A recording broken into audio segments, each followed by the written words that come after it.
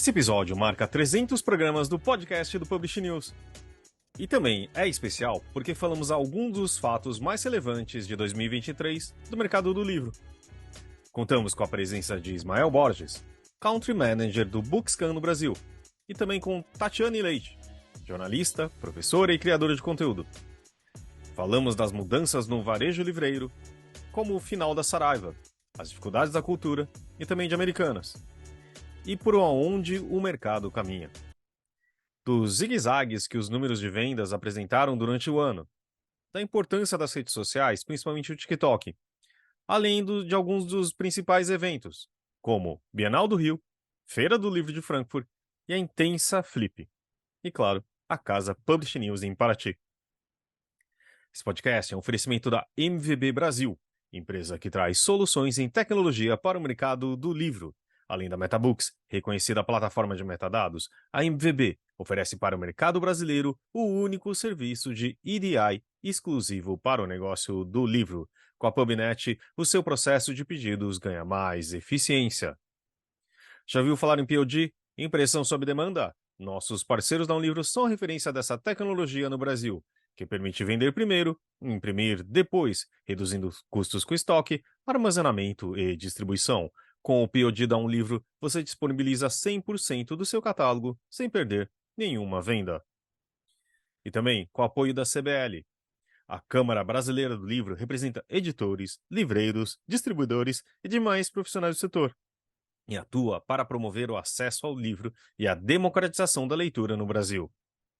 É a agência brasileira do ISBN e possui uma plataforma digital que oferece serviços como ISBN, código de barras, ficha catalográfica, registro de direito autoral e carta de exclusividade. Esse é o episódio 300 do podcast do Publish News, do dia 18 de dezembro de 2023, gravado no dia 14. Eu sou o Fábio Errara e esse episódio conta com a participação de Guilherme Sobota e Thalita Facchini. E não se esqueça de assinar a nossa newsletter, nos seguir nas redes sociais, Instagram, LinkedIn, YouTube, Facebook, TikTok e Twitter, todos os dias com novos conteúdos para você. E agora, Ismael Borges e Tatiane Leite. Queria agradecer aqui a presença de Ismael e de Tati Leite. Muito obrigado aqui pela presença. Um prazer. Tati, dá um oi pra gente, para quem só está ouvindo. Oi! Tudo bem? Eu esqueço disso. Dessa outra tecnologia que é apenas áudio. Então, tem pessoas que podem ver a gente no YouTube ou no Spotify, mas também muita gente ouve a gente no áudio. E, claro, Thalita Facchini e Guilherme Sobota aqui nos nossos companheiros de sempre do podcast. Tudo bem, gente? Tudo bem. A última vez que eu fiz isso foi presencial. Nossa, lembra disso? Lembro. Foi uma delícia, na verdade, né? Às vezes eu sinto vontade de voltar ao presencial para algumas coisas. Algumas, não todas. Eu lembro do nosso presencial, acho que um dos mais marcantes foi quando teve a presença da Alexa. Você lembra disso, Fábio? É verdade, é verdade. A Alexa que praticamente ela previu a pandemia, não? Lembra que você tinha dito que seria um ano É maravilhoso? E ela verdade. tem certeza disso, Fábio? E aí veio a pandemia. Foi maravilhoso Foi aquele episódio. 2019. Foi Então, 2019. Mas temos aqui Guilherme Sobota também. E aí, tudo bem? Fábio, Mael, Thalita, Tati. Então, e a gente está com um motivo bem especial, porque a gente está completando 300 episódios de podcast do Publish News, né? Eu só vou começar alguns números para a gente saber o quanto o podcast faz, né? Antes de virar modinha e virar de vídeo, apesar de estarmos em vídeo também. Vocês sabiam que o primeiro episódio foi ao ar em 2 de abril de 2018, que parece séculos atrás, né? Já faz um tempinho. E apesar de a gente falar que são 300 episódios, tem 372 programas no feed do podcast, porque tem vários programas especiais, tem interlivro, tem mesas sabe, sabatina, tem vários programas que a gente também transforma em podcast, mas não foram feitos especialmente. Então, foram mais de 700 convidados, né, que passaram desde o escritório da Vila Madalena, né, que, tipo, do Publish News, que começou ali, depois do estúdio da Central 3, lá na Augusta, na Galeria Ouro Fino, é isso? Eu acertei? Isso mesmo. Depois a gente foi para remota, né? Porque pandemia. E a gente continua até então também, que tem algumas coisas que o home office pode ser legal também, né? Então, a gente está aqui, porque a gente pode reunir os amigos também de todas as partes do Brasil ou de fora dele, que como a gente já fez. E foram mais de 384 horas produzidas de podcast. Que eu queria saber depois, manda pra gente, escreve pra gente para saber se alguém maratonou isso, né? Foi muito legal que a gente teve um encontro na Livraria Drummond na terça-feira passada e teve uma pessoa Eu vou te muito. mandar, eu maratonei. Ah, boa, Tati Leite. É isso aí. Coitado de ouvir quase 400 horas da gente, né? Mas tudo bem.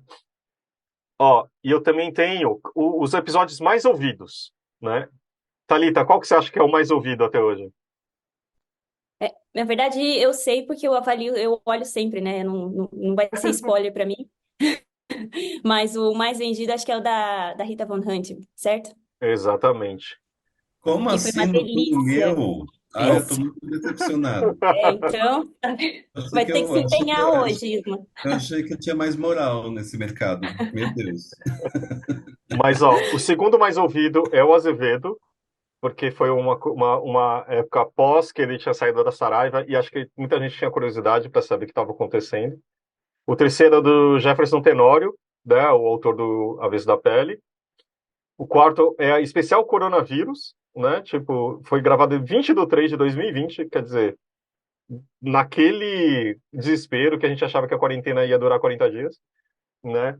E o quinto é do Ricardo Schil, que também ele tinha saído da cultura e acho que tinha uma curiosidade a respeito, né? Ô, Isma, a gente não tá valendo nada mesmo. A gente não tá no top 5, cara. Top Eu 5. tô tão. Meu Deus, o que que eu tô fazendo de errado, gente? É o quê? Não sei, eu boto peruca, tiro a barba, Pois é, é, tem a ver com minha aparência, ou números pois não são é. legais? Não, e olha que eu já participei de uns 5 episódios. Um tinha, entendeu? A minha chance na roleta era maior. Mas Agora, Aparentemente. eu vou somar um dia todos, Tati, aí a gente consegue ali um top 3, você vai ver. mas eu acho que a Tati vai ficar decepcionada de novo, né? Porque você tem o nome também de quem mais participou do nosso podcast como convidado, certo? Exato. E é colega do Isma, né? Mas que é a Mariana Pois é. Bueno. Ah. Ah, sim. Não, Mário Não, Bueno. mas pra Mara eu aceito perder.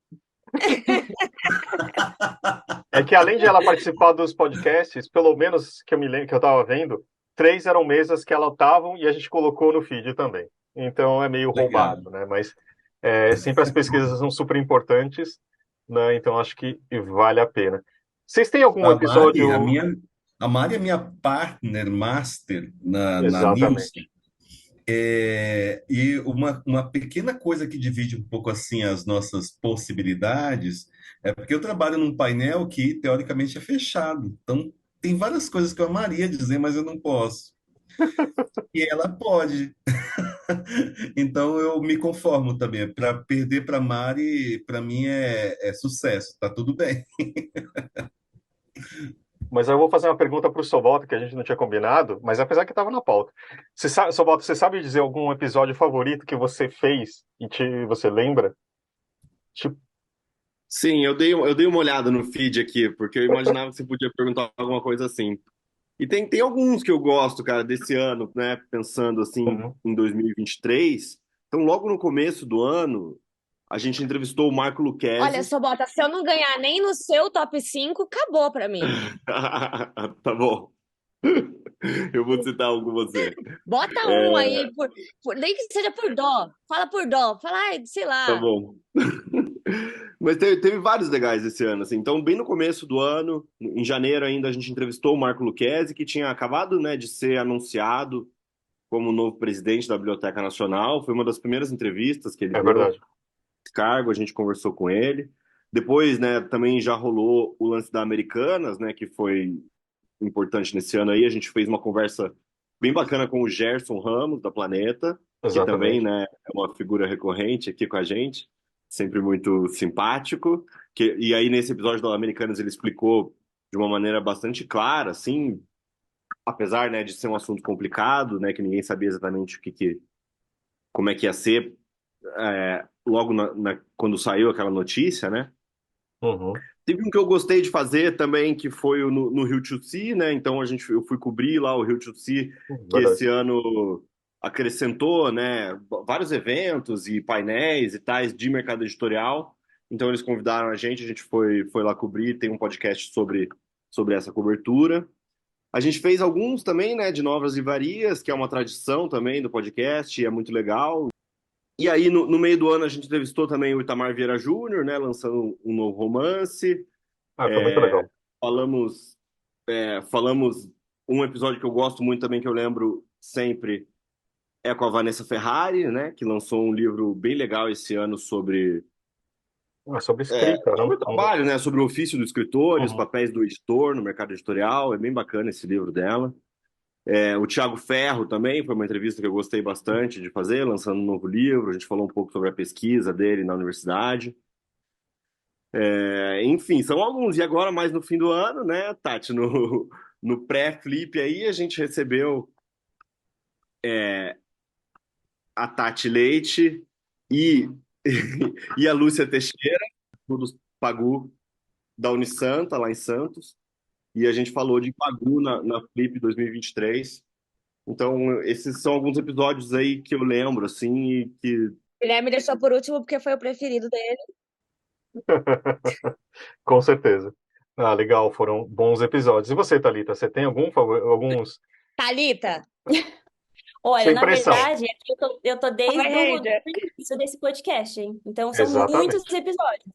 Então, eu só vou elencar aqui alguns, por exemplo, com a Rita Von Hunt, foi muito legal mesmo de gravar com ela.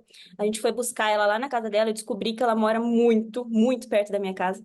É, enfim, e aí que me lembra muito e tenho até uma memória afetiva é quando a gente gravou na Flip, durante a Flip, aquele podcast com plateia, lembra, Fábio? Nossa, foi muito Foi legal tão mesmo. legal. Me marcou porque foi um episódio muito gostoso de fazer. A gente fez o nosso podcast foi gravado na casa Publish News, né? Com Uhum. plateia. Era como se Então foi fosse uma divertidíssimo. mesa da casa, né? A gente a Santa Ceia, né? A Santa Ceia do É Publish verdade. News, lá com a casa, com o pessoal da casa participando, foi muito bom. Acho que o convidado era o Bruno, né? O próprio Bruno Mendes. Uhum. Mas, enfim, teve. Eu acho que foi esses dois que eu vou deixar aqui que mais me marcaram, tá, Tati? Me desculpa. Mas todos os que a gente gravou ali na parte que a gente levava pra Vila Madalena, lá no escritório do Publish News, eram todos maravilhosos. Aquela sala quente, mas muito gostosa de gravar, né? Isma, você lembra, né? Acho que Uhum. também, tá? Você foi lá gravar nesse Eu espaço. tenho um sério problema com suar, Foi. então ali eu tô praticamente com uma toalha, porque. Mas em qualquer lugar eu tô suando aqui dentro da minha própria casa, então é normal. Esses episódios me marcaram muito, muito bom. Mas, Tati, fora os seus que você participou, você tem algum que você lembra que você gostaria de ter marcado, já que você falou que ouviu todos os episódios? Mas assim, eu vou copiar meus amigos aqui, né, nessa história do da Rita. O da Rita foi muito legal mesmo. O Guilherme, que é quem faz a Rita, é uma pessoa que manja muito, né? Assim, Uhum. a gente acha que pessoas de fora do mercado não vão necessariamente saber falar sobre o mercado editorial. Cara, foi uma aula ali, né, de tudo. Eu só vou interromper ela para falar que a gente gravou também com o Rui Castro e foi uma aula mesmo, né? Ela falou de aula, o Rui deu uma super aula pra gente, foi maravilhoso gravar com ele. E Pedro Bandeira, porque não tinha nem como. Nossa, esse podcast dele podia ter durado 2 horas. Foi muito gostoso conversar com o Pedro Bandeira. É verdade. Mas é que do Rui, ele é uma pessoa muito é, ferina, se eu posso falar assim, né? Tipo, e ele fez um livro sobre biografia, tal, e tinha uma parte só de entrevista, né? E ele tem 5 dicas, né? E uma delas era, tipo, não poder fazer 2 perguntas ao mesmo tempo, sabe? Você fala assim, falando de não sei o quê, depois você fala não sei o quê. E, não sei, alguém de nós fez isso, né? Ele falou assim, então, como escrever, sabe? Duas perguntas. Cara, eu levo isso pra minha vida e eu sempre faço 2 perguntas, sabe? Aí eu falo, caramba, Você leva para bem sua tranquilo. vida fazer o E contrário. continuo repetindo, né? Enfim, aula, né? Aula a gente tá treinando todo dia. Mas é realmente. Só que da Rita, uma coisa que eu lembro também isso de pergunta, eu falei, você fica sem graça, porque é uma pessoa super inteligente e tá do seu lado ali.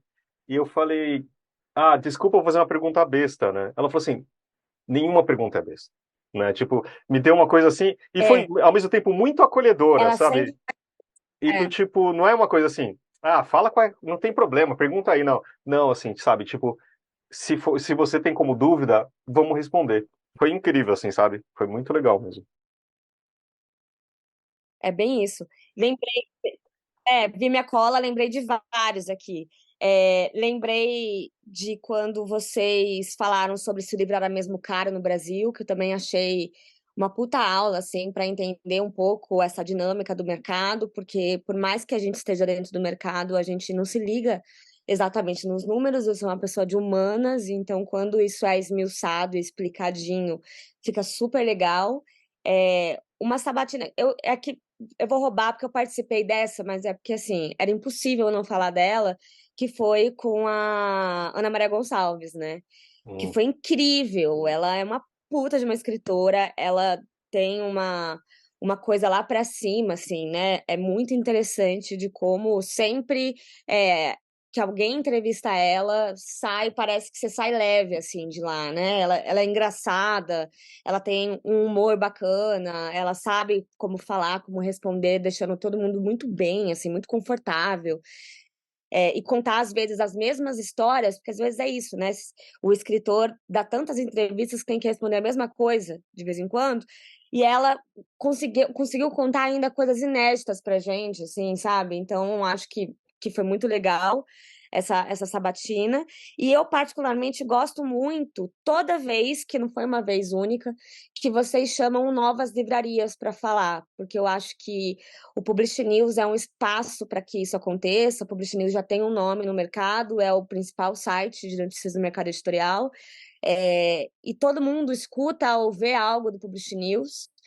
Então, é muito interessante que às vezes vocês pegam uma livraria do Cafundó do Judas para gente que está aqui na capital de São Paulo e que a gente nunca teria a oportunidade de saber da existência, e aí a gente passa a saber da existência graças às entrevistas de vocês e que vocês conversam, e aí e depois eu pego como se fosse uma descoberta minha, inclusive, queria pedir desculpa.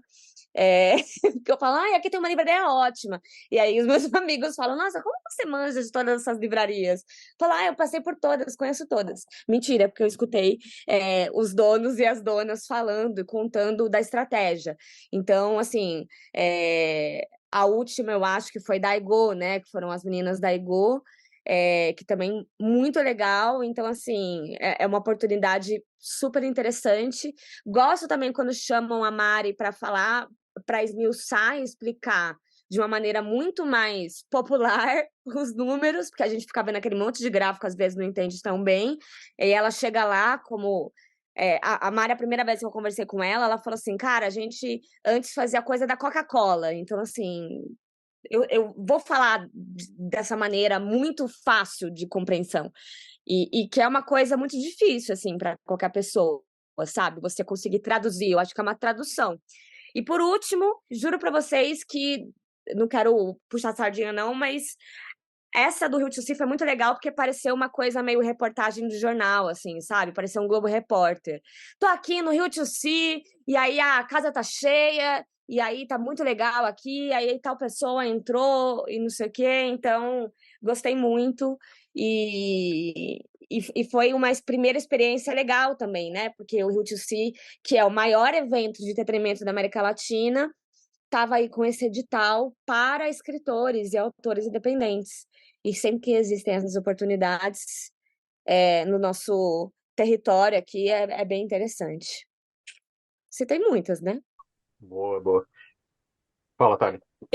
Eu queria só colocar uma estrelinha nesses podcasts com livrarias, porque é até interessante que agora as livrarias novas entram em contato com o Publish News, falando que ouviram um podcast de outras livrarias ou que outras livrarias novas indicaram para eles entrarem em contato com a gente para poder falar também, sabe?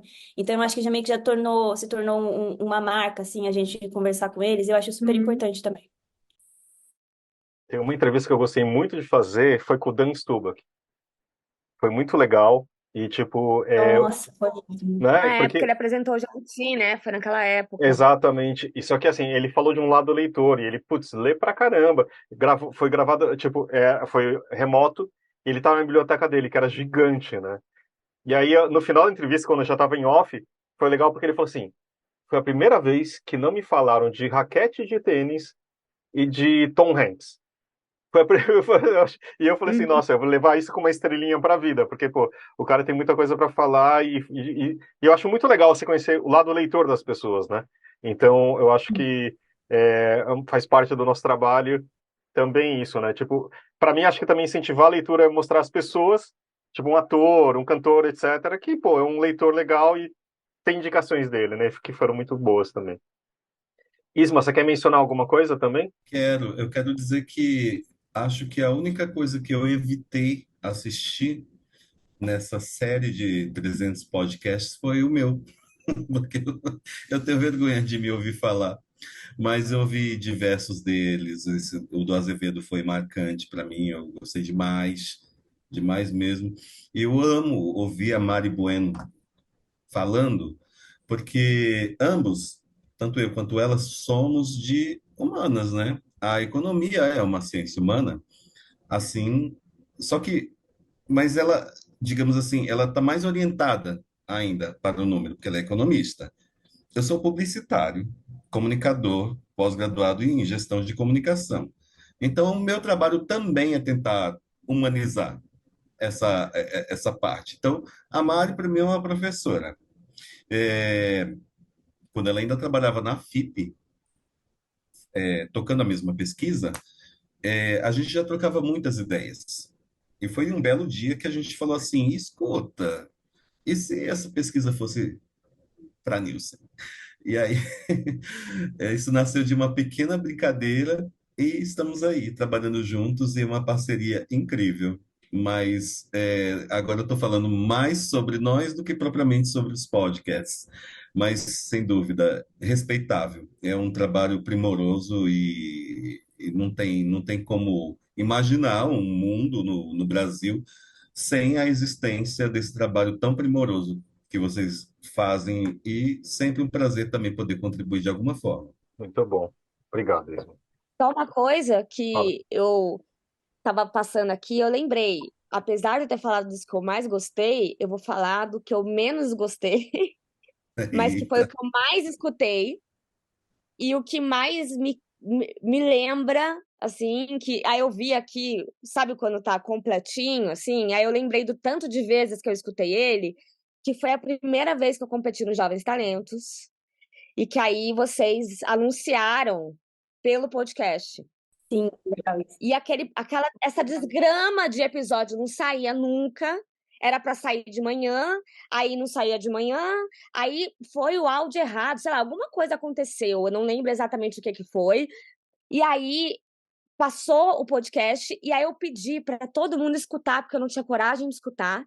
E aí todo mundo escutou o episódio inteiro e aí viravam para mim e falavam: "Não tá falando quem ganhou". E eu falava, não é possível, tem que estar falando quem ganhou. E aí eu escutei o podcast, e escutei 2 vezes, porque eu falei, não, acho que passou, eu não percebi.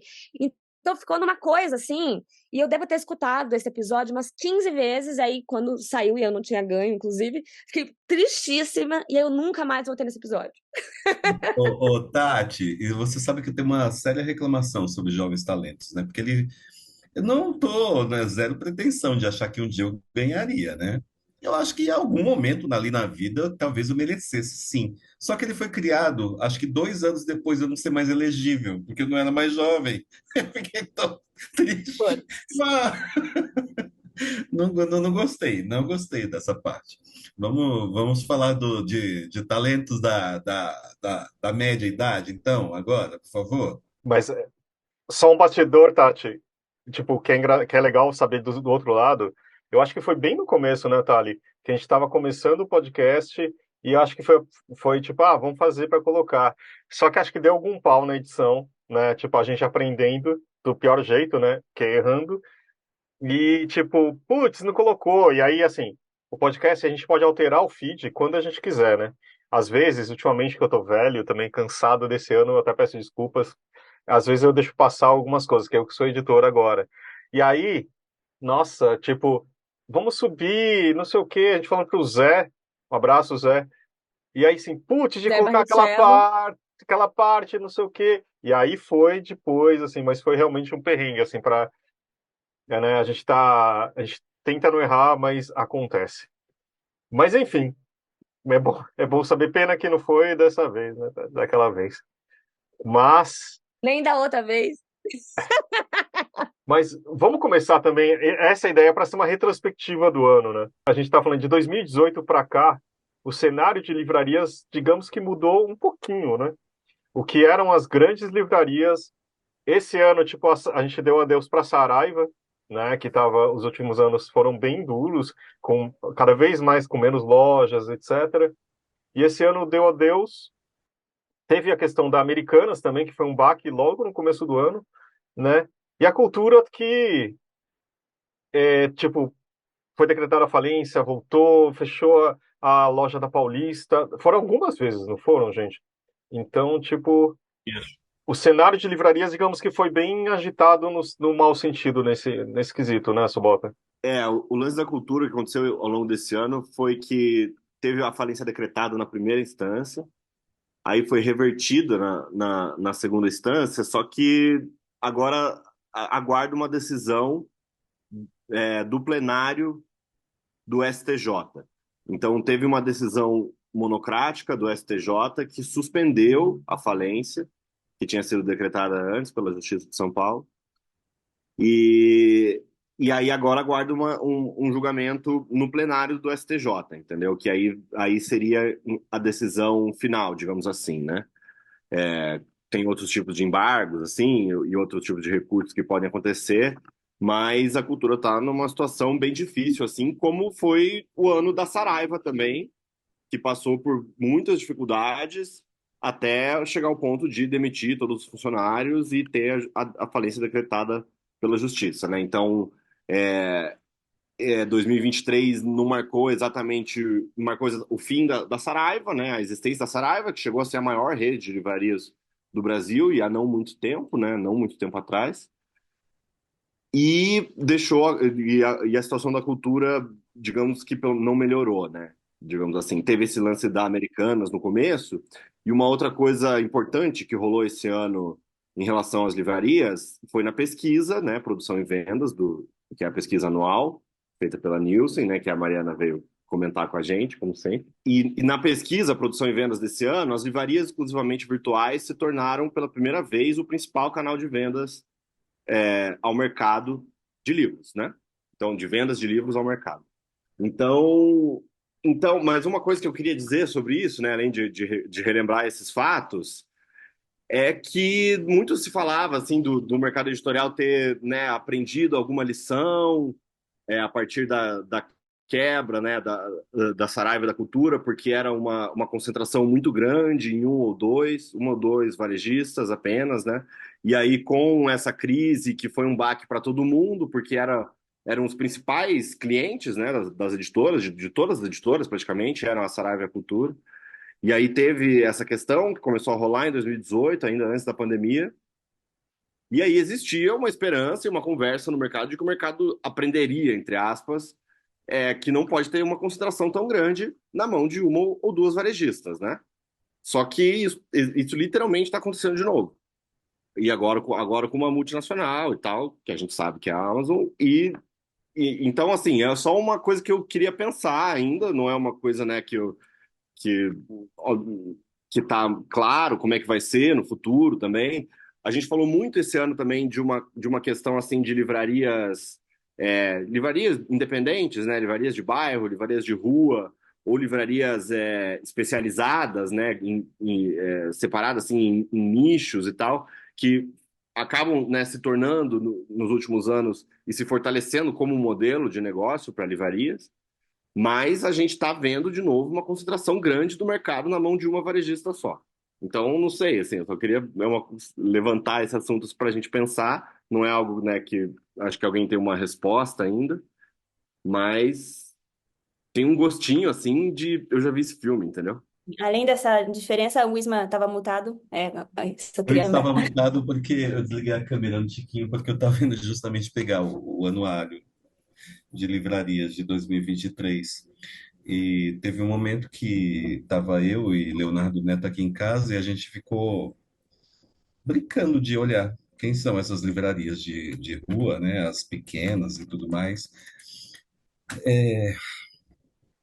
E não ficamos muito felizes com alguns resultados que a gente acabou vendo aqui, olhando no Google Maps, falando assim, isso não é uma livraria. Mas essa lenda já é antiga, né? Eu não posso, eu, como contrato já tinha dito, eu não posso falar tanto das livrarias propriamente. É, mas é muito interessante perceber como o cenário muda, e isso também se reflete nos números. Uma hora que eu tiver a oportunidade, eu posso dizer que eu estou perdidinho nos números aqui, porque eu não consigo explicar. Tá tudo assim. Minha avó costurava quando era viva, e eu sempre gostava de vê-la costurando em zigue-zague. Mas foi isso que aconteceu esse ano. Diferente de muitos anos passados, pensando em números aqui agora, embora a gente tenha um número acumulado final de fim de ano, mas olhando apenas para o número final, se você for olhar para os meses, foi esse zigue-zague inexplicável, uma coisa maluca, assim. Eu não consigo dizer assim, meu Deus, o que que aconteceu esse mês? Eu até consigo, né? Mas eu vou fazer 10 anos de observador da indústria do mercado do livro. E esse foi o ano mais absurdamente inexplicável, mês a mês, de todo esse histórico que a Nielsen cobre não só aqui, mas em outros países, mas o Brasil está andando meio que diferente de outros. Isso tem muito a ver com essa maluquice mesmo enfim, de uma recomposição do varejo, quem são os players. A coisa do online sempre foi muito forte. Sabemos que ele é importante desde que ele existe, e a última pesquisa que soltamos agora, que fala bastante sobre o perfil de compradores, ouviu da própria boca dos compradores o porquê dos porquês, né? Então, inclusive, queria abrir esse espaço para dizer que para a gente foi um orgulho imenso realizar essa pesquisa, porque era um sonho muito grande que a gente tinha, porque analisando os números só pela fonte do mercado, parecia incompleto. E a gente tinha uma ansiedade muito grande de ouvir da boca dos clientes. Por quê? Por que isso? Por que aquilo?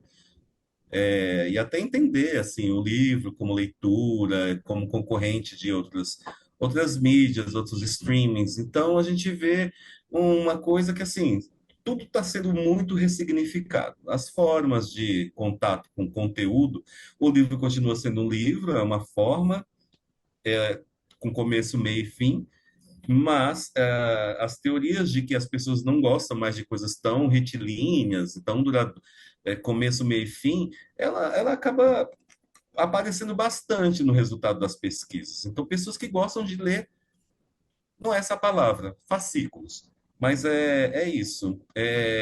Não é que o livro está acabando, porque, na verdade, as pesquisas estão mostrando que tem um público leitor, inclusive latente, muito ocioso.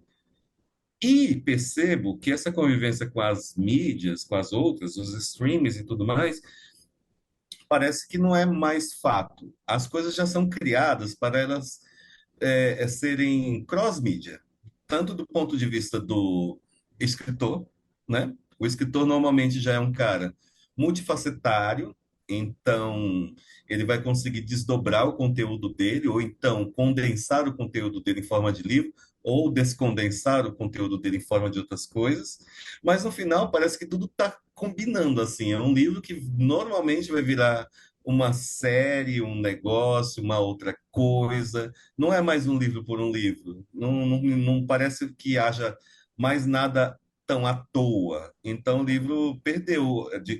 Não sei se a palavra perdeu, mas o romantismo livro não tem.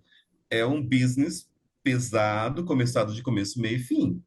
Essa é a minha impressão. Também só ia comentar que talvez a gente também tenha a leitura, né, que cresceu um monte esse ano também. Uhum. E, enfim, Claro que ainda temos ali a Amazon grande, mas a leitura conseguiu pegar muitos espaços deixados pela Saraiva. E é uma empresa que o Marcos Teles gosta de falar que estão sempre no verde, estão sempre ali no azul em cima. Eles têm um modelo de negócio que se diz diferente ali do que era a Saraiva e cultura. Então, vamos ver, né? Não, fabuloso. É extremamente evidente isso eu posso falar, porque está todo mundo vendo, né? Não estou inventando nada, né? Mas se eu puder trazer um número para vocês, posso falar o que está acontecendo esse mês em relação ao mês passado? Uhum. Sendo que estamos falando de um mês que é Black Friday. Só para tentar justificar o porquê que está difícil de explicar as coisas. É, no mesmo mês, a Black Friday do ano passado aconteceu basicamente dentro do mesmo período deste ano também. Em termos de volume, isso eu já estou dando um spoiler do que vai sair na outra nossa iniciativa que temos com o Snell de divulgação. Não sei que dia que este vai sair, mas eu vou dar esse spoiler aqui. Se esse podcast sair antes da semana que vem, então ficou como spoiler, mas tudo bem, vão me perdoar. Dentro do mês, a queda em volume é de 9,32%. Considerável, muito, muito latente, não? Quase 10% de queda. Só que a queda em valor é 1,92%. E o preço médio do livro, que na verdade é quase uma regrinha de três, aí, um triângulo que se compõe, o preço aumentou este ano em relação ao ano passado 8,16%. Então, eu estou perguntando para vocês, eu que coloquei duas máquinas de lavar e uma coifa para perseguir na Black Friday, que não teve a menor mudança, será que está acontecendo esse desencanto com relação a Black Friday no mundo do livro ou é impressão minha? Estou perguntando isso para muita gente porque eu estou tentando também compor minhas ideias. Minha impressão, né, que vai ser, e pelo que eu vi no resto do varejo, é que as vendas foram bem menores, os descontos também foram menores. Antes era 70% de desconto, eram mais tímidos e teve uma dispersão, né? Não existe mais a Black Friday. Você espera até sexta-feira, né? Todas, tipo, a maioria das lojas tipo o mês de novembro inteiro, né? Porque percebeu também assim, as pessoas começaram a adiantar a Black Friday, virou a semana, agora virou um mês, né? Então parece que tem uma dispersão, só que também o desconto não era tão do jeito que era, não parece ser tão agressivo, né? Não sei. Né, Tati? Também você acha que tem alguma coisa para falar? Não, eu também tenho essa impressão, e eu acho que tem alguns pontos aí que talvez não sejam, se a gente for analisar friamente de longe, não façam tanto sentido, mas se a gente for pegar na pinça, vão fazer, que a pirataria, o acesso, uma série de questões aí que foram acontecendo e que acabaram facilitando, talvez, esse número de menos promoções, como o Fábio falou. Então, tudo isso junto fez com que vendesse menos, assim. Eu não fiquei surpresa. A Thalia e eu, hoje, que estamos gravando, a gente foi num evento da Amazon, justamente, né? E aí divulgaram a lista. Perdão, amiga, se eu estiver divulgando aí um spoiler já da matéria que você vai fazer, mas eles divulgaram a lista dos mais vendidos. E me surpreendeu muito o fato de não ter na lista dos mais vendidos Itamar Vieira Júnior, por exemplo, né? E, claro, tinha Colin Hoover, tinha Carla Madeira, talvez os nacionais, eu acho que era a única, inclusive, no top 10, se eu não estou enganada.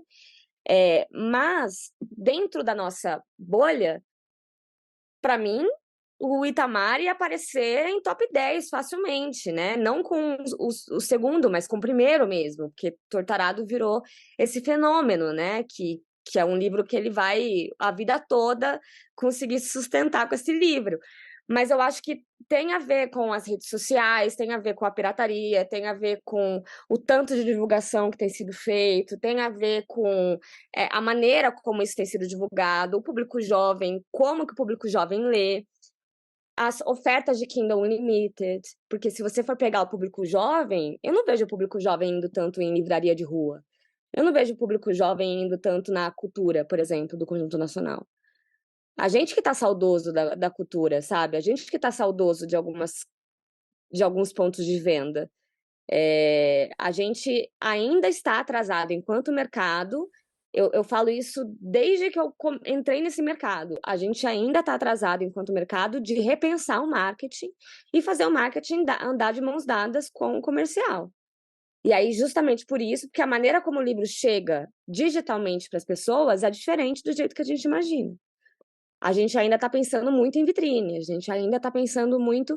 E aí, por isso que a gente tem essa queda tão brusca, porque 10% é um número muito grande. Não, eu só ia complementar essa lista que a gente recebeu ali da Amazon, que a matéria já está escrita, então não tem spoiler nenhum, mas a Amazon mandou para mim faz o quê? Uns 5 minutos? A lista dos 25, né? Porque o ano passado eles mandaram 25 e esse ano só 10, eu quero saber o resto. E aí você falou do Itamar, o Itamar o ano passado estava na 22ª posição e esse ano realmente não aparece. Enfim, por outro lado, aparece de novo a Colin Hoover lá em 24ª posição e vários nomes mais internacionais do que nacionais. Enfim, só aí uma curiosidade dessa lista da Amazon. Muito bem, gente. E é interessante porque tudo se conjunta aqui, ó. Tô na página 6 da apresentação que a gente fez sobre os compradores, não compradores de livros. Na série Não Compradores de Livros, eu vou ler o parágrafo inteiro. Entre aqueles que não compraram livros, 56% encontraram alguma alternativa à compra. Download de PDF gratuito. Gente, é só para não dizer a palavra, né? Mas download de PDF gratuito, boa parte das Tem vezes nome. tem um Pirataria, nome né? que eu não vou Pirataria. falar. Não vai poder falar, mas é isso. Não, é que eu acho que também tem que deixar claro assim, ó. Primeiro, é pirataria e não é gratuito, né? Então é pirataria e é um crime, né? Então, assim, só para as pessoas parecer, só porque veio no WhatsApp ou aparece no Google, quer dizer que você possa fazer, né? Tem toda uma cadeia, mas enfim, é outra história. Muito bem. E eu até digo mais, uma vez eu espero que essa pessoa nunca lê, nunca ouça esse. Eu só quero que uma pessoa não ouça esse podcast. Mas uma vez na Nielsen, uma pessoa divulgou uma lista com 5.000 PDFs gratuitos, quase todos com autoajuda, não sei o quê. Eu falei, gata do céu, você sabe que eu trabalho com livro? O que você está fazendo não é um serviço, é um desserviço. Ela, por quê? Todo mundo tem que ter acesso à leitura. Não. Então, só para dizer assim, era uma pessoa graduadíssima, tudo mais, mesmo assim, em qualquer ambiente você percebe algum tipo de coisa que a questão ali não era nem não ter dinheiro para pagar por um livro, né? Era outra coisa. Até achar que estava sendo super serviçal, assim, super favor para a sociedade. Claro, e só para reforçar aqui essa pesquisa, né, que o Ismael está falando e que a gente comentou também, é o panorama de consumo de livros, que é uma pesquisa que foi divulgada agora, né, no começo de dezembro, pela Nielsen, pela CBL, uma pesquisa inédita, né, com dados que não existiam antes, né, e que completa aí, junto com as outras pesquisas da Nielsen, um painel bem bacana aí de produção antes, né, e agora também de consumo de livros, né, que também não é a mesma coisa que leitura, para isso tem outra pesquisa, né, mas essa parte de consumo, isso que você estava falando, né, Ismael, é uma coisa que me chamou muito a atenção, assim, porque nas conversas com você, com a Mariana, vocês sempre falavam que uma coisa também que foi discutida bastante esse ano, né, que é a percepção do preço do livro, do valor do livro, é uma coisa que não depende da classe social e nem do letramento, porque o letramento também não tem uma relação direta com as classes sociais, né? E aí essa pesquisa, falando mais especificamente de consumo, mostra lá como as pessoas da classe A, da classe B, da classe C e D e E acham o livro caro, a proporção é a mesma, entendeu? A proporção dentro das pessoas dessas, né, que acham o livro caro é a mesma. Então, a pessoa da classe C e D, que tem um orçamento menor, que disputa, né, o orçamento de livro disputa com outras formas de entretenimento, mas também com formas básicas, né, de subsistência, então tem que pagar aluguel, tem que pagar conta de luz. Mas as pessoas que não têm que se preocupar com isso também acham o livro caro. Então, e essa pesquisa apontou isso de uma maneira muito didática, assim. Então, Perfeito, né? Sobota. E eu tenho duas adições nisso aí. Primeiro que a gente se ocupou também de entender o que que acontece em outros países.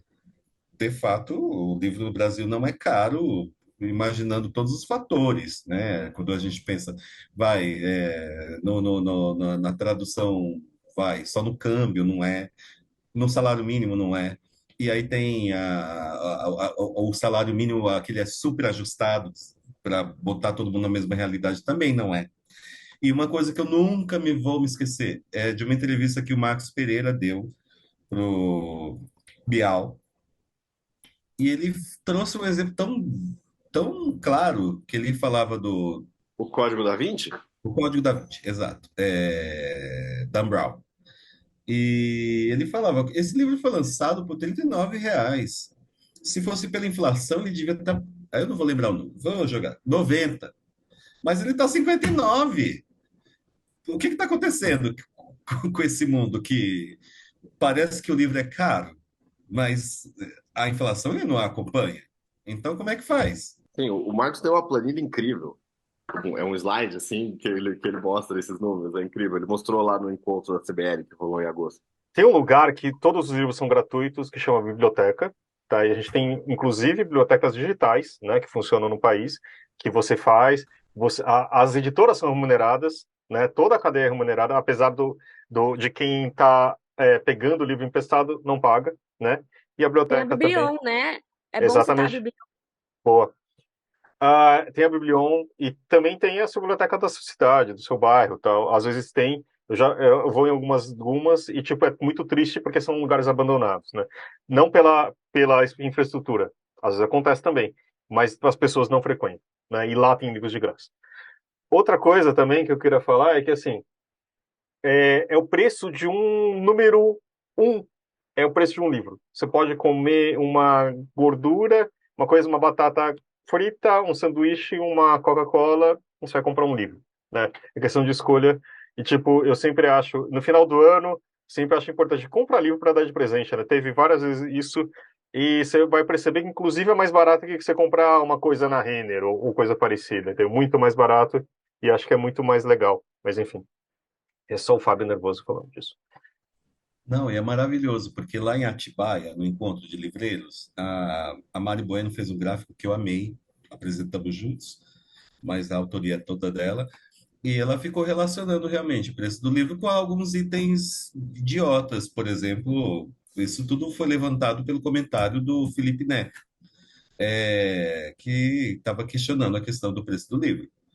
E aí ela falou assim, não, vamos relacionar aqui, então, o preço do livro o número um do McDonald's, a um boneco de não sei quem, acho que é do Felipe Neto mesmo, não lembro, e a diversas coisas, e ficou super comprovado que assim, não, o preço do livro está injusto, ele é muito mais barato do que deveria ser baseado no mercado, não é? E mesmo assim ele tem essa percepção de que é caro. E para mim não tem outra explicação. Acho que a facilidade dos streamings, embora também exista, eu acho que existe uma grande armadilha, né? Porque se você acabar assinando todos, a gente volta à TV a cabo, né? Que todo mundo achava caro e falou, não, agora a gente compra um de cada vez. Mas nunca tem tudo que você quer. Aí quando você vê, você já está pagando R$ 300 de streaming e não comprou nenhum livro porque acha que o livro está caro. É Mas isso. eu só mencionando o próprio podcast, mas foi uma mesa que teve na Bienal do Rio, né, que o Sobota, inclusive, mediou, né, Sobota, que foi um painel muito legal, e virou um podcast, o número 286. O livro é mesmo caro no Brasil, que é com o André Conte, da Todavia, a Lisandra Mangon, da Jandaíra, Mariana Bueno, né, da Nielsen, e o Sobota mediando, que foi uma conversa muito, muito interessante, né, que foi também de uma coluna na Folha que o André Conte escreveu. Acho que está bem aprofundado isso. É a questão da percepção do valor do livro, né?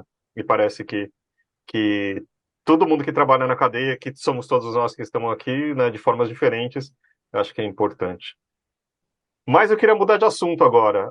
E, tipo, aproveitar só um breve passo, né, Tati? Que aí acho que é uma parte que você conhece bastante, estuda bastante também, da influência do BookTok, né?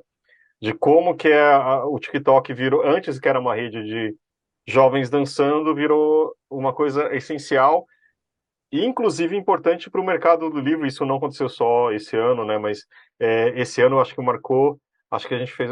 Foi uma matéria que saiu no Publish News falando de 14 bilhões de visualizações no Brasil, só com a hashtag BookTok, né? Quer falar um pouquinho, Tati? Isso não foi tão surpreendente assim, né? A gente sabia que em algum momento alguma rede social ia bombar, a gente só não sabia qual.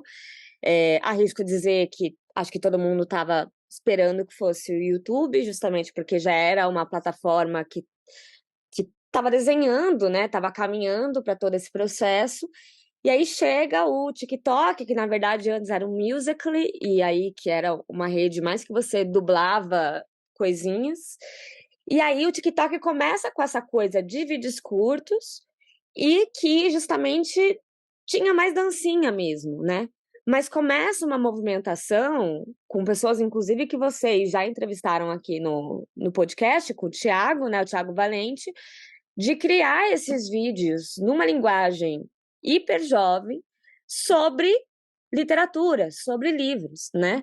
E é muito importante a gente lembrar que a hashtag BookTok é uma das mais relevantes dentro do TikTok, né? Não à toa, eles direcionaram aqui no Brasil uma pessoa só para cuidar disso, porque de fato é um ponto muito relevante. Os criadores de conteúdo estão falando sobre livros, as pessoas estão lendo, né? A gente só precisa saber como se comunicar com eles, porque eu acho que cada um está falando um pouco uma língua, né? E aí que mora também, enfim, diversas questões, né? O Felipe Neto dizendo da Biblioteca da Meia-Noite, que é um livro que fez sucesso no TikTok, especificamente. Tem também uma questão de idade, porque a gente tem um preconceito, né? Quanto mais a gente vai envelhecendo, mais difícil fica a gente compreender pessoas mais jovens. E falo isso também me botando no meu lugar, né?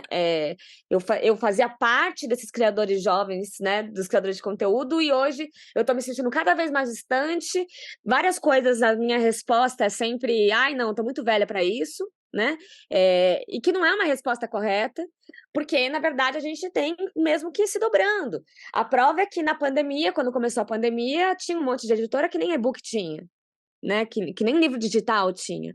Então, no final das contas, o TikTok tá aí, com um monte de gente produzindo de suas próprias casas, com o potencial de alcançar milhões de pessoas, porque esses são os números, né? A gente dificilmente está falando de 10, 100, 200, 300 pessoas. É sempre uma parada muito sinistra. E a gente não está sabendo se comunicar muito com eles, porque a gente está colocando eles a quem. E aí o livro, diferente do que o Isma tinha falado ali na frente, que a gente trata de fato o livro no mercado como um objeto, quando a gente vai falar do TikTok, a gente trata como uma coisa inalcançável, porque aí esses jovens não podem tocar no livro, porque o livro é uma coisa inalcançável, o livro é só para acadêmicos, o livro tem que ter uma linguagem mais, né, menos jovial, o livro não pode aparecer assim, assado, então, assim, não pode ter, alguém não pode se fantasiar para falar desse livro, e assim vai. Então, eu acho que o que está faltando é um olhar um pouco mais misericordioso da nossa parte, assim, para entender um pouco essa comunicação. Tá rolando uma falha, meio que pais e filhos, né? Tá rolando uma falha entre pais e filhos ali. O TikTok teve stand na Bienal, na Feira de Frankfurt do ano passado, e acho que nesse também, né?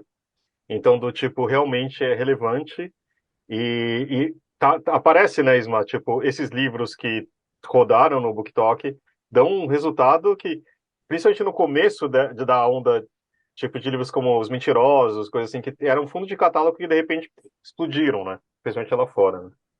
Não, é incrível. Eu gostei muito do que a Tati acabou de dizer. Primeiro, que tem hora que eu me identifico demais com isso, né? Às vezes eu fico me olhando assim, será que eu tô velho? Por exemplo, eu não sou TikToker. mas eu já tentei lá, já estou tentando, eu quero acompanhar.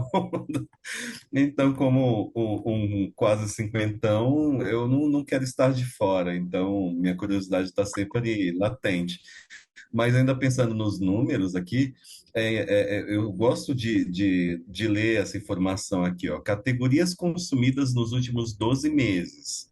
O livro é o quarto. Ele só perde para roupa, celular, brinquedo. 16% de pessoas.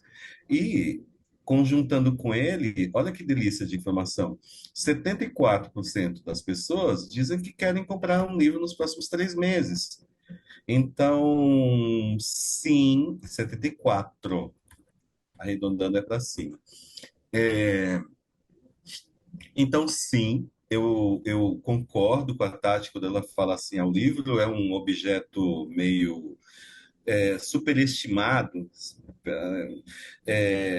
mas eu não sei. Acho que, na verdade, eu estou discordando. Eu estou vendo tanto jovem assim, essa onda Bridgerton, essa onda. É isso que, combinando com o que eu tinha falado antes, dessa brincadeira de primeiro você cria o romance, escreve, mas já é um romance roteiro. Eu não sei, eu acho que isso tem atraído tanto jovem para a leitura, tanto. Não, não, a gente está falando a mesma coisa. A minha questão é que eu acho que as editoras não perceberam ainda, a maioria, de que elas têm que se juntar a esses jovens porque eles têm um potencial de compra gigantesco, né? E que eles têm um potencial, uma fanbase bizarra, eles têm, né? Tudo isso é relativo a justamente, não à toa na lista da Amazon, os mais vendidos só foram especificamente é, os caras do TikTok, né, que falaram. É Colin Hoover, a beça, são 4 livros, sei lá, da Colin Hoover, e eu não vi a lista de 25, mas com certeza tem mais ali no meio do TikTok, né? Então, no final das contas, e isso também mostra que a gente está falando de pessoas, né, que não são brasileiras. Falta a gente também entender que mostrar para eles, olha como a gente tem autores nacionais aqui. Porque senão a gente fica nesse mais do mesmo, né? A gente só fica no gringo, no gringo, no gringo, no gringo, porque é isso que eles têm acesso. É É isso verdade. que eles conseguem. Eles abrem a Netflix e vê lá, É. entendeu? O que Mas eles eu não querem sei ver. se essa impressão, eu acho que eu posso provar isso numericamente, mas eu não fiz esse exercício, não. Mas eu tenho uma impressão muito grande, assim, que pelo menos os streamings nacionais, eles têm se dedicado bastante ao autor nacional. Até pensando exatamente nessa linha, assim. Você escreve e depois a gente vai brincar em outras mídias com esse conteúdo. Eu tenho reparado isso e numericamente eu fico devendo aqui, mas num exercício próximo posso até taguear essa conversa aqui com essa informação. Se numericamente a gente pode comprovar isso. É, mas eu concordo plenamente. Eu acho que realmente existe ainda um fator assim. Bom, o que mais me dá gosto de ver é, por exemplo, exemplos.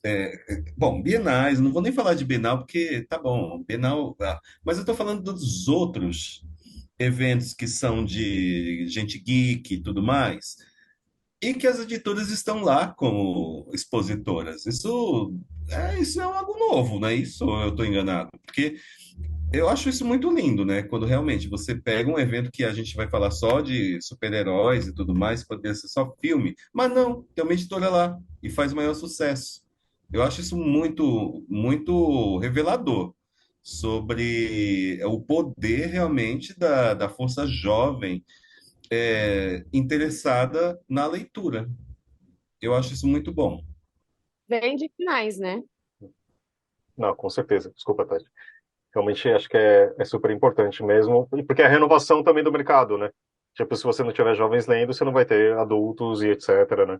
E aí começar isso sempre bem cedo. Mas é que a gente já tá como a conversa tá boa, o tempo tá correndo também.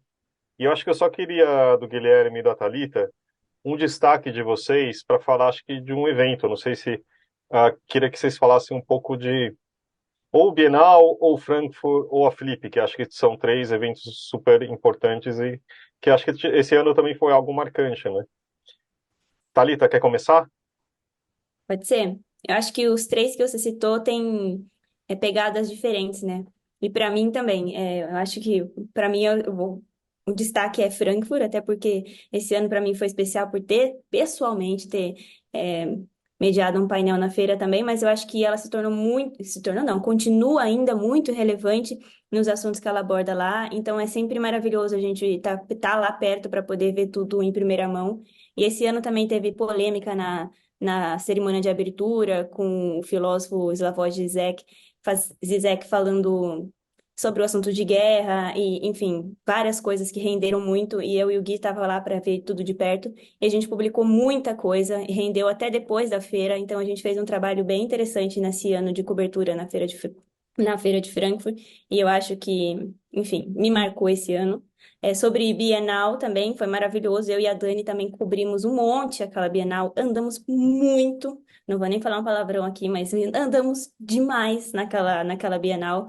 E publicamos um monte de coisa também, até tentando levantar o Publish News no TikTok. Então a gente quase praticamente deu sangue ali para fazer tudo acontecer nesses dias de cobertura de evento e foi ótimo. E a Flip, que eu acho que aí também o Gui também pode falar mais, foi maravilhosa. A nossa casa cresceu demais esse ano. A gente teve uma programação muito boa, muita gente elogiou, todo mundo que entrava lá, a casa estava sempre cheia. Sempre com uma programação relevante, sempre com todo mundo do mercado para você assistir mesa, tomar uma cervejinha, poder ter uma reunião ali de última hora, sabe? É um espaço bastante acolhedor do mercado e, enfim, gosto bastante. Ó, antes do Gui falar, deixa eu invadir aqui um espaço só para elogiar essa Exato. mulher. Meu, você arrasou demais naquela mediação. Foi lindo. Você tá de parabéns. Eu realmente olhava e falava, eu tava babando assim, meu Deus. Eu não sei, eu teria um troço se eu tivesse que fazer aquilo. Então você arrasou lá em Frankfurt. Eu tava lá e vi. Foi lindo, lindo, lindo mesmo. E a casa PN, não tem nem o que dizer na Bienal, né? O único fator é o inevitável, né? Aquele calor, minha pressão caiu 40 vezes. Mas em termos de conteúdo, só orgulho dessa casa. Tava muito bom, muito bom. Parabéns para vocês, viu? Ainda antes do Gui falar, só queria agradecer, porque a síndrome da impostora pega muito pesado. Enfim, não estava 100% satisfeita com essa mesa, mas foi uma oportunidade maravilhosa e continuo agradecendo. Foi muito bom. Que a gente sempre acha, né? Engasgou um pouquinho, ainda mais no inglês, assim, ai meu Deus, já não ficou bom, não sei o quê. Não vi Mas esse foi engasgo. Não é maravilhoso. que seu inglês é tão perfeito, porque não é só vocabulário, é timbre. Você estava ótima. Então foi como se eu estivesse ouvindo português, mas estava tudo lindo demais. Tá bom, pronto, falei. Obrigada, muito obrigada. Gui, é com você, muito obrigada. Então, esse painel que a Thalita mediou em Frankfurt era um painel para apresentar um relatório, né, da MPB e da Nielsen também, né? A Nielsen também, né, participou. Sobre a relação entre metadados e vendas de livros, né? Então, um relatório inédito também, que foi lançado esse ano Também. inédito no Brasil, né? Super interessante, com dados e tal, e essa mesa, né, que rolou lá em Frankfurt, rolou na Casa Publish News também, né? Então, o relatório foi apresentado aqui no Brasil pela primeira vez na Casa Publish News na Flip. Então eu acho que isso mostra um pouco, né, o que a gente estava buscando ali e um pouco da importância também dos debates que a gente conseguiu levar ali, montar a programação.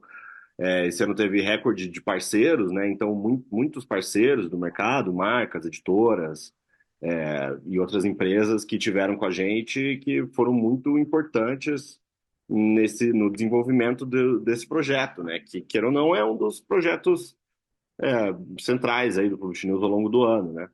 Mas só antes também da gente terminar, Fábio, eu queria citar uma outra iniciativa que o Publish News fez esse ano, e que está com as inscrições abertas até fevereiro, né, de 2024, que é o ranking As Melhores Empresas para Trabalhar do Mercado Editorial. É uma parceria do Publish News com o Great Place to Work, que é uma multinacional, né, de consultoria e gestão de pessoas. E aí eles fazem, né, ranking, eles fazem certificações de empresas e aí a partir das certificações, rankings, buscando sempre desenvolver o ambiente de trabalho e tal. E uma das missões, né, do Publish News desde sempre é contribuir de alguma forma, nas discussões do mercado editorial, né? Então, de profissionalização, de aprimoramento e de diversas questões, inclusive de gestão, né? Então, esse ranking foi lançado esse ano pelo PN em agosto, se eu não me engano. Está com as inscrições abertas aí até fevereiro de 2024. Então, todo mundo que tem uma empresa aí do mercado editorial e queira participar, é bem-vindo a fazê-lo. Eu posso só mencionar uma coisa também que é um pouco do que eu trabalho fora daqui, que acho que também foi muito falado em Frankfurt, né? Como todo ano, né? Que são duas coisas, claro que inteligência artificial, mas acho que nem se a gente começar a entrar nesse vai ser mais difícil sair. Mas também sobre audiolivros, que sim foi uma coisa super relevante. Teve a abertura da Audible, finalmente a chegada da Audible no Brasil, né? Que acho que sempre algo que move a agulha, né? É um player dos mais relevantes, o maior, né, do mundo, e acho que tem uma movimentação super importante do mercado. O Sobota fez uma matéria que eu queria agradecer aqui em público, que foi muito bacana, para falar um pouco da Toca Livros, onde eu estou, inclusive, agora, mas é que também mostrando um pouco do processo, né, que acho que é legal, tirando como alguém que gosta de audiolivro, para saber também como que um audiolivro é produzido, né? Tipo, a gente tem sempre, como que um livro é feito, e o audiolivro acho que tem ainda esse ar de novidade, mas também a gente teve a entrevista com a Country Manager, né, da Audible no Brasil, a Adriana Alcântara, que foi super bacana também, ela contando um pouco da experiência da abertura, tal, foi no mesmo mês que a Audible chegou aqui, então tem muita coisa que eu acho que o audiolivro ainda vai ser falado, né? Acho que o mercado está começando ainda, mas acho que sempre vale mencionar. Eu quero mencionar uma coisa rapidinho, que é a minha coluna em vídeo, que a gente também fez essa coisa inédita, gente. Uma coluna em vídeo no Publish News. É a primeira do mercado editorial, e que tem a ver com o que a gente está fazendo aqui hoje, né? Porque não é necessariamente uma retrospectiva anual. Eu ia falar que é quinzenal, mas aí o Guilherme ia revirar o olho, porque eu não tenho conseguido manter esse prazo, mas é isso, né? Eu sempre pego uma notícia que tenha sido veiculada pelo Publish News do mercado e indico um livro que tenha a ver com aquilo, assim. Então, tá bem interessante. E aí, a maioria das notícias que a gente falou aqui foram temas das minhas colunas. Então, é uma coisa nova aí, que só tem no Publish News. Exato, e todos os seus vídeos performam muito bem, né? Todos ali, visualizações maravilhosas para o Publish News e para você também, né? Pelo amor de Deus. Enfim, uma coluna maravilhosa, Tati. Todo mundo adora. Engraçado, porque meus episódios do podcast não são, né? Eita, tem aí alguma coisa, tá vendo? Quem convidou essa pessoa, né? Poxa vida. Só causando intriga. Voltando na fala do Fábio sobre audiobook, não teremos mais tanto tempo para conversar agora, mas convido todo mundo a entrar no site da Câmara Brasileira do Livro, procurar em pesquisas e baixar essa última pesquisa, porque, inclusive, ela detalha bastante sobre os hábitos de consumo de formatos de livros.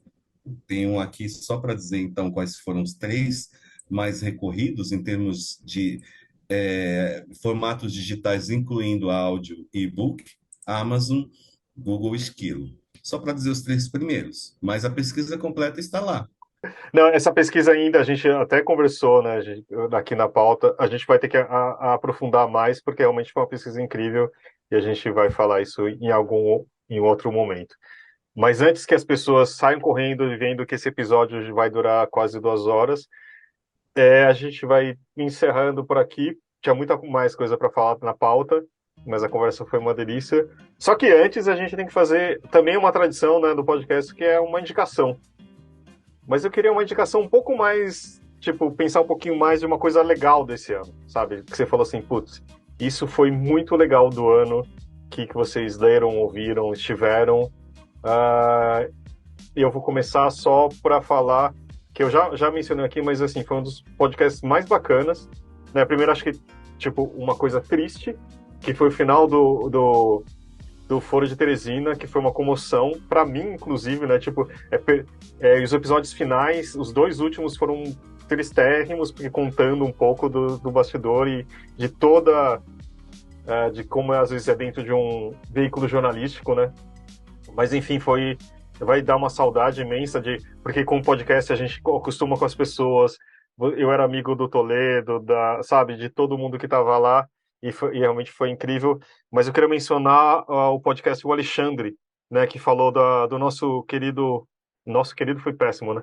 Mas do Alexandre de Moraes, contando a trajetória dele, né? E a Thaís Bilenque, que era do Foro, que fez esse podcast. Eu já falei dele, mas é muito, muito bacana. E você perceber que um cara ele foi secretário do Alckmin, depois, sabe, ele foi secretário do Temer e virou.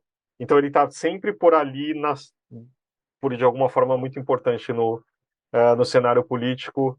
E um dia você ia pensar que também você fala assim, nossa, esse cara, enfim, herói a vilão a cada dia e que dia que passa. Tati, você. Não, desculpa, Thalita. Você tá balançando a cabeça, eu imagino que você tem alguma coisa para falar já, então. Cara, eu não tinha nada, mas aí você começou a falar e eu me inspirei na sua fala. Você, tipo, já pegar uma coisa ali do ano inteiro. Eu ouvi esse ano, e vou pegar podcast também, o podcast do Pico dos Marins, que é feito, eu não lembro o nome da pessoa que fez o podcast, é uma falta grave, mas também tem no Globoplay, que virou um documentário, e eu só sei que é feito em parceria com falas também do Ivan Mizanzuki, que eu sou muito fã do Ivan Mizanzuki. Então, esse podcast do Pico dos Marins é sensacional. E aí, falando do Ivan Mizanzuki de novo, ele está agora fazendo podcast sobre o Leandro Bossi, né? Que quem ouviu o caso Evandro tem ali no meio a história do Leandro Bossi, e agora ele fez um podcast só para o Leandro Bossi para contar essa história dele. E é incrível. Você começa a ouvir, você não quer parar mais, porque ele sabe contar de uma maneira muito boa e ele vai atrás de coisas que, sei lá, 30 anos essa história. Enfim, é apaixonante. Eu adoro o Ivan Mizanzuki. Fica aí a indicação de Ivan Mizanzuki e podcast do Pico dos Marins e agora do Leandro Bossi. Você, Tati, já que abriu o microfone? Vou na onda também de podcast, porque eu tô aficionada pelo podcast Livros no Centro, que é organizado pela Megafauna, apresentado pela Rita e pela Flávia. E a Rita, com aquela voz que ela tem de sereia, né? É uma parada muito bizarra, cara. Ela vai falando, parece que você vai sendo pega, assim, pela voz dela. E sempre são com pautas sobre o mercado do livro.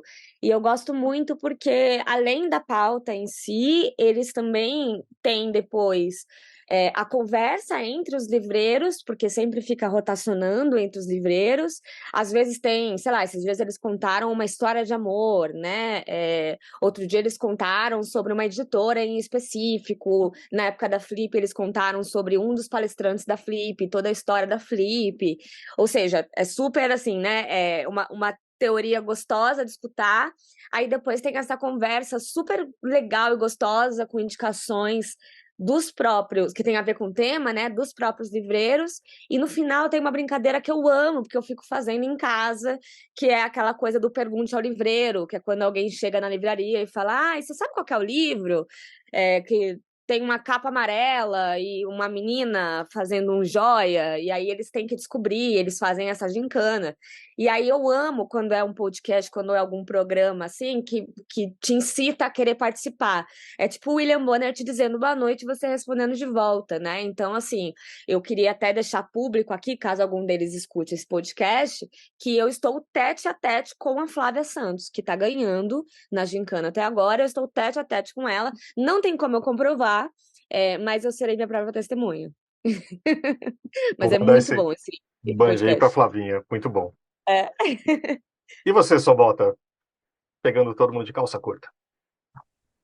Não, eu acho que esse ano, para mim, em relação ao mercado, assim, eu acho que marcou um ano que eu passei de fato a ser um consumidor de audiolivros, de fato, né? Então já tinha ouvido antes, principalmente para assuntos de trabalho, assim, mas esse ano passei a ouvir, né? Além de ser fã de podcast também, como vocês falaram, mas passei a ouvir diariamente, praticamente, audiolivros, né? Então Quem ainda não se rendeu a esse formato, fica a recomendação de fazer. Mas eu queria citar também, já que a gente não citou antes, que foi uma coisa que foi muito emocionante esse ano, assim, que, tipo, quando eu vi o vídeo, né, tipo, eu tava trabalhando, a gente tava fazendo a newsletter do Publish News de manhã e, tipo, me emocionei, assim, chorei, porque foi uma coisa muito bonita, que foi o Stênio Gardel ganhando o Ah, National sim. Book Award.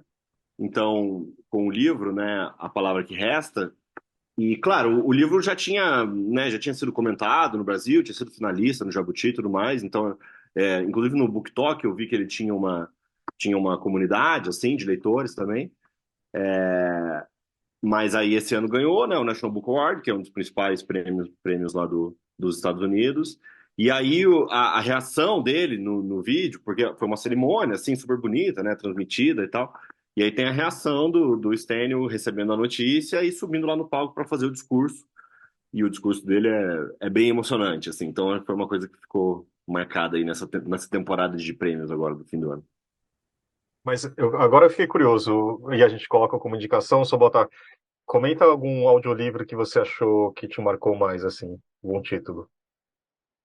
Pô, eu queria evitar isso para não Ah, tá bom, vai. Tá bom. Então tá. pra ninguém ficar de fora, entendeu? Mas eu ouvi de várias produtoras diferentes. Eu ouvi da Toca Livros, ouvi que foram produzidos pela Bookwire para várias editoras. Ouvi da Supersônica, que começou a trabalhar esse Sim, muito ano. ótima produtora. Ouvi da Pop Stories. Então, assim, tem bastante gente fazendo e agora eu acho que a partir desse ano, a partir do ano que vem, principalmente, eu acho que e eu espero realmente que esse mercado específico de audiolivros ganhe tração, porque eu acho um trabalho muito incrível, assim, muito legal. Tem um momento, você já ouviu falar também, que assim, que tem, em inglês, sendo meio idiota, é tipo, que chama driveway moment. É que você está dirigindo um carro, você está ouvindo alguma coisa e você para na frente da garagem e você não quer sair do carro para terminar. Você teve esse momento? Tive momentos assim, só que eu não tenho carro, né? Não, mas Mas, parecido. mas assim, vou ter que parar para começar a fazer alguma outra coisa. E aí fala, não, vou sentar mais uns 5 minutos aqui só para ouvir até o final desse capítulo. Isso Muito aconteceu bom várias vezes. isso. E o Isma sumiu, né? Ele desligou a câmera porque ele fugiu da indicação, mas espero que volte, né? De jeito nenhum, tô bem aqui, imagina. E fala alguma coisa que marcou esse ano para vocês, mano. Não só esse ano, já tem 2 anos que eu estou muito no audiolivro também. Ah, que O legal. Sobota praticamente roubou o meu depoimento. E nisso, eu estou tirando atrasos históricos, assim, que é ler clássico. Eu tenho ouvido, no caso, muito clássico. Sabe aqueles que você fala, meu Deus, é leitura obrigatória, mas eu não, não atendi essa obrigação? Então, eu tenho ouvido muito. Nem precisa me perguntar. Eu vou falar as coisas mais idiotas, você vai falar. Tipo O Príncipe de Maquiavel, coisas bobas. Bobas não, né? Importantes. Mas coisas que eu não li no papel. E 2 livros, aí você vai me falar assim, meu Deus, que idiota.